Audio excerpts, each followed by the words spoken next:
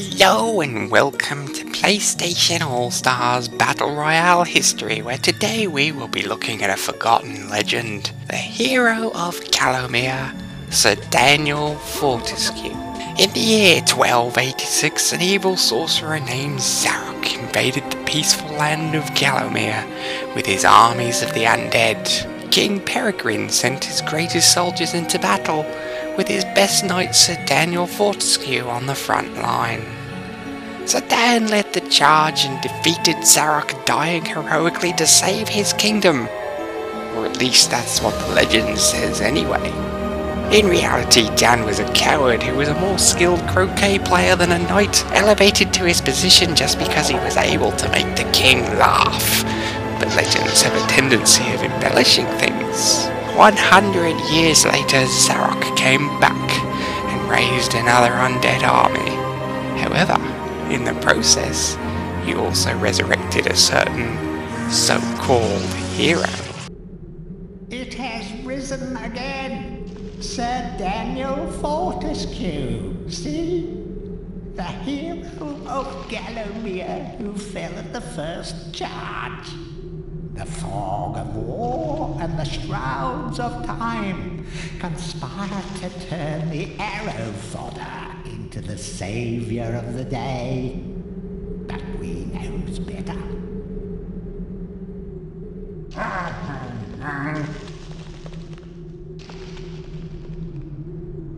Let it alone. Fate has given it a second chance. A chance to forget the ignoble truth.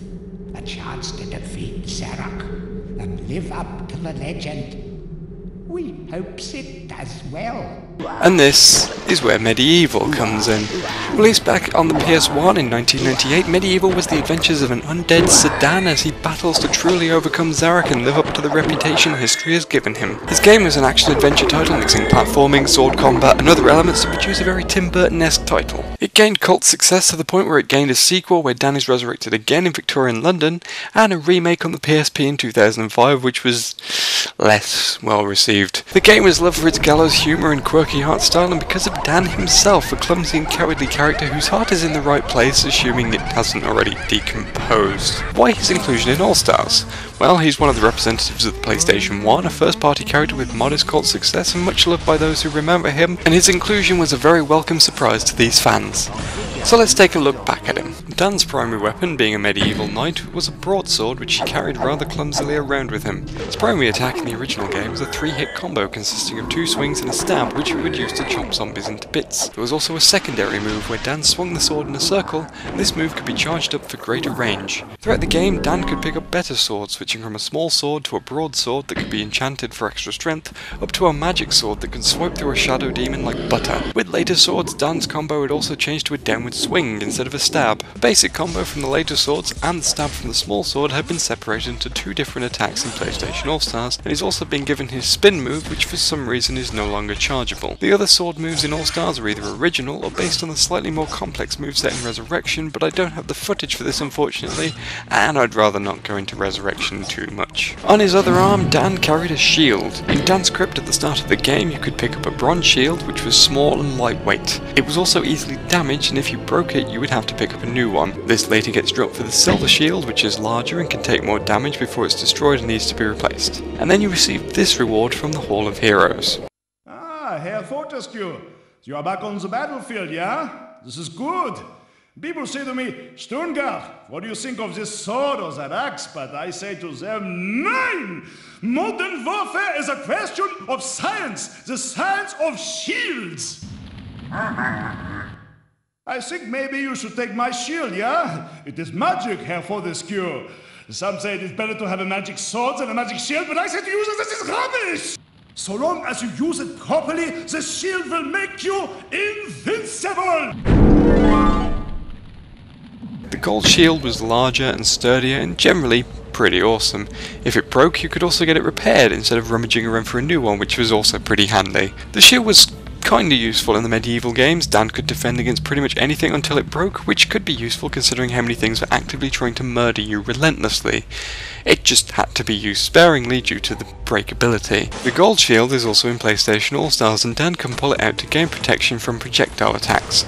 Just like its original form, it can only take a certain amount of damage before it breaks and needs to be replaced, which mercifully is much easier to do with the simple press of the circle button. The shield button in Medieval also gained a second use after the first few levels. After defeating the Guardians of the Graveyard, Dan unlocked the Daring Dash move, where he would rush forward with his shield in front of him, acting as a human battering ram.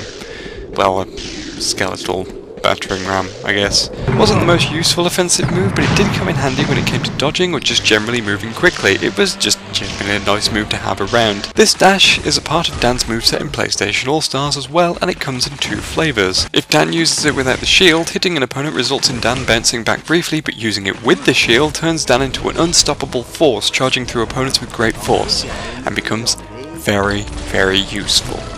But it wasn't just swords and shields. Throughout the game you could obtain weapons from the Hall of Heroes, a mystical place with special entry requirements where great heroes of old celebrated their afterlife. Chatting to the various heroes tended to result in Dan getting some rather nice prizes. Ah, Fortescue! What's this I hear about that arch-cad Zarok still being alive? Thought you killed the fella. Never mind, you old warhorse. Better show him what's what, eh? I expect Johnny's zombies a bit more of a handful than you remember. How are you doing for weapons? Here, take my warhammer. It'll smash anything and it won't fall apart like a club. I only ever get to use it cracking walnuts around this place. Nonsense, Fortescue. I won't take no for an answer. Knock a few heads for old Stanya Ironhewer, eh? The Warhammer was a replacement for the club, an early weapon that you could find in chests and use to break stuff, but the smashy fun ended pretty quickly since the club was breakable. The Warhammer, however, was not, and the smashy fun could continue forever as long as you have it equipped. It also had a secondary attack where Dan could charge up the hammer and slam it down to create a shockwave. This made it even better and cemented its place as one of the best weapons. It appears in Dan's PlayStation All-Stars moveset too, where it's good for smashing around and generally causing problems for your opponents. It can't be charged up, but using it from high in the air does result in a small shockwave, so that's handy. Look at you running around in your bones, Fortescue. You're so nouveau dead. I, Ravenhooves, last prince of the centaurs, have not galloped the earth in over 10,000 years. Do yourself a favor, Fortescue. Take my longbow, more powerful than a crossbow. The option of flaming arrows, it is truly the weapon of noblemen. Congratulations! You don't quite have my breeding, Mr. Johnny-come-lately, but there's hope for you yet. Where would a great medieval warrior be without a longbow? Nowhere, that's where, and so Dan gained a longbow from the campest centaur in the world. As the game progressed, you could also equip flaming arrows and magic arrows, and these were naturally better because they did more damage. Magic arrows are what we're most interested in because they were basically amazing, capable of taking down tough shadow demons in a single shot. They're also somewhat explosive, so you can imagine how useful that was. The magic longbow makes an appearance in PlayStation All-Stars, only it's not quite the destructive force it was in its original form. Instead, you can trap a character in the air with it, stunning them briefly. It's quite a sneaky anti-air move and one that can easily be comboed into Dan's level 1. Hey, Mr. Fortescue, I want to talk with you. If this Zorak's so bad, why'd you get to go back? Why'd you of all people, Fortescue?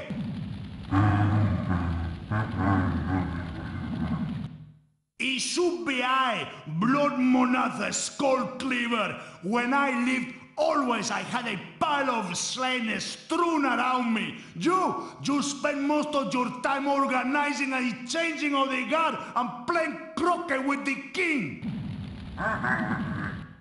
Still, I lend you my axe. You swing her, you throw her. She thirsts for a slaughter as much as I. Drink deep of demon blood, my proud beauty. The axe was an interesting weapon. While it was basically a super short-range melee weapon primarily, your sword was better at this purpose, so it generally wasn't used in this manner. However, its secondary attack was a boomerang move where Dan would throw the axe ahead of him, taking out anyone it hit on its way out, before boomeranging back to him. Even better, it could even cause damage on its way back for even more destructive fun. The axe appears in just its throwable form in PlayStation All-Stars, where Dan again uses the axe as a boomerang. It even retains its ability to damage on return, allowing for some interesting combo opportunities if you can time it right. And then the weapons in Medieval started to get weird. Oh, lovely, lovely Amber. Here you are tonight. A wart-covered and cabbage-smelling old crone I may be, but I always keep my promises. I grant you my reward. After clearing out the ant caves and giving a witch some amber, you got a set of chicken drumsticks that you could throw. It sounds utterly useless until you realise that when you threw them at certain enemies, the enemies would actually turn into roast chicken. Even better, picking up the roast chicken would heal Dan, so it was actually pretty useful after all, except it didn't work on every enemy. The chicken drumstick makes an appearance in PlayStation All-Stars, and sadly it's now become useless again. The drumstick has a wide arc and naturally no longer has the ability to turn whoever it hits into Christmas dinner. It's also quite slow, so I'm not really sure what purpose it serves now. A few levels later, Dan then encountered a rather obvious rip-off of the Sean Connery voiced dragon from the forgettable Dragonheart movie that was semi-popular at the time. After dropping rocks on the dragon's head, the dragon gave Dan a reward. Enough! I yield! I really hurt. Don't do that for me. Here, take this dragon potion. Leave me alone. Drink it when you need it. It gives you armor that is impervious to heat. Plus it lets you breathe fire. The Dragon Potion was awesome. Equipping it changed Dan's armor into a funky green dragon costume and allowed him to breathe fire as much as he wanted. Definitely one of the best weapons of the game, and the armor also gave Dan immunity to fire. The Dragon Potion also appears in PlayStation All-Stars. Instead of permanently turning Dan into a Dragon Knight, Dan uses it to breathe a single blast of fire that litters the stage for a brief period of time, and he gains AP from any fighter that steps into it. It also provided a costume for Dan, which is pretty much the only time I'll talk about a costume until I make an actual costume video. In the second Medieval game, Dan found himself in Victorian times fighting off a Cockney bloke who discovered Zarek's spellbook. He also found himself the victim of a possessed seagull. You lost your head, Dan. Switch between head and body using L1 plus triangle.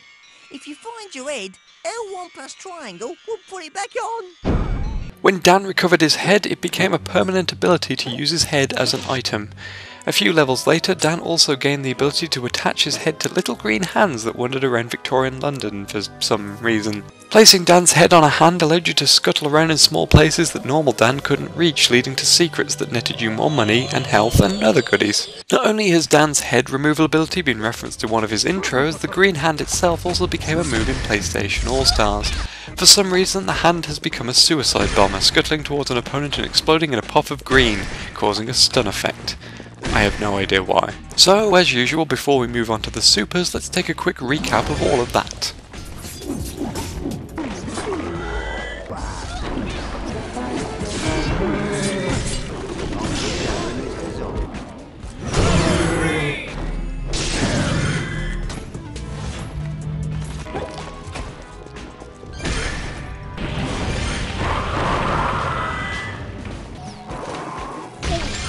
Level 1! Daniel, there you are. I was so worried about you.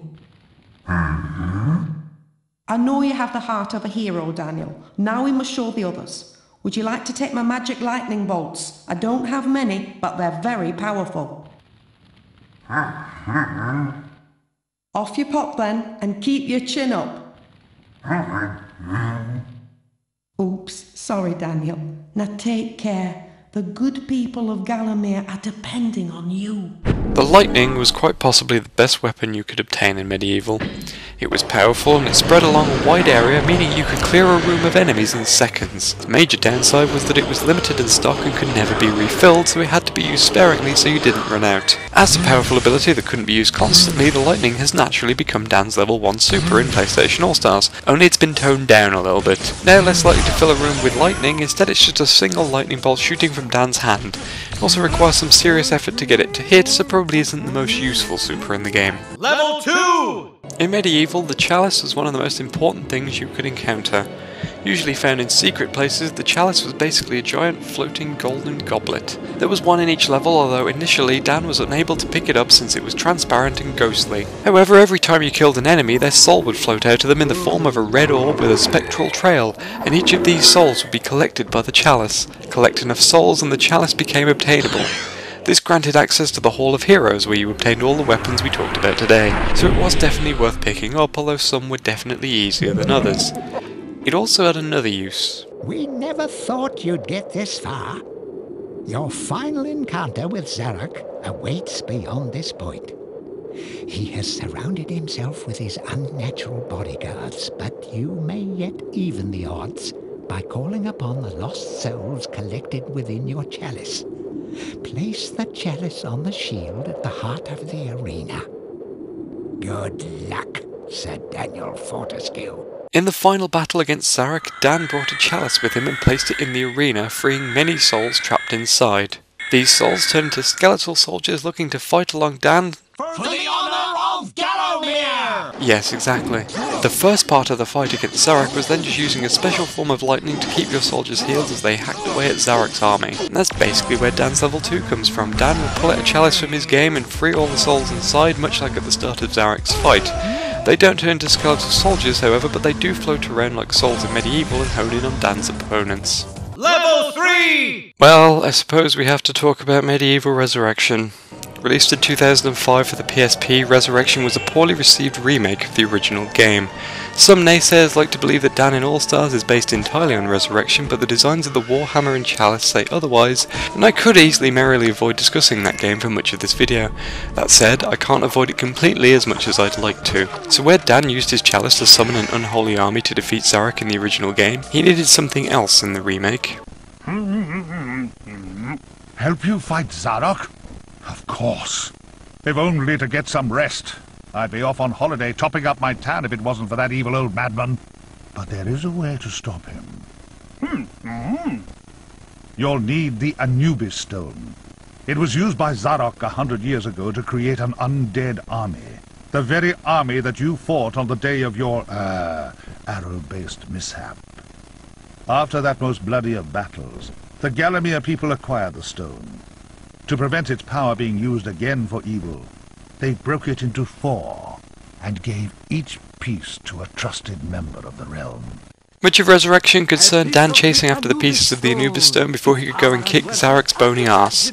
However, when he used the Anubis Stone, it basically acted exactly the same as the Chalice from the first game, summoning an army to fight along Dan. For the honor of Gallowmere! Yes, that's enough of that clip now. The Anubis Stone in PlayStation All-Stars is a bit different, since now it's gained an orb around Dan that causes damage to his opponents as they're pulled into the orb. This is new, since there wasn't really anything like this in Resurrection. So does that cover it? I think that covers it. In fact, I think that's enough to cover Sir Dan, and I'd say we're pretty much finished. I'll see you next time.